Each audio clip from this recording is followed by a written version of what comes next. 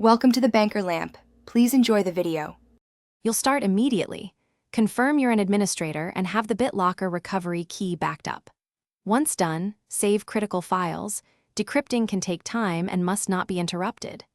Then open Control Panel, go to System and Security, and select Bitlocker Drive Encryption for the target drive. You're initiating the turn-off process now.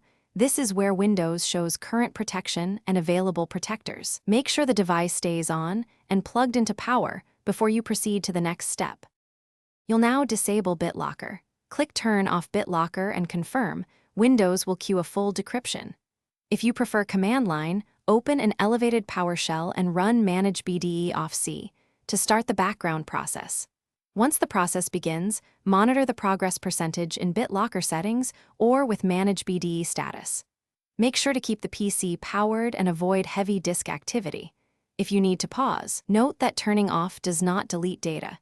It converts the drive back to unencrypted. Once decryption completes, confirm the drive reports as not encrypted in Bitlocker settings and in Manage BDE status. You can then remove any recovery keys stored locally or in your Microsoft account if they're no longer needed. Make sure to run a quick disk check and reboot normally to finalize state. If decryption stalls, check Event Viewer for Bitlocker or disk errors and run chkdsk on the drive. Often a single file system error blocks progress, and repairing it lets decryption resume normally.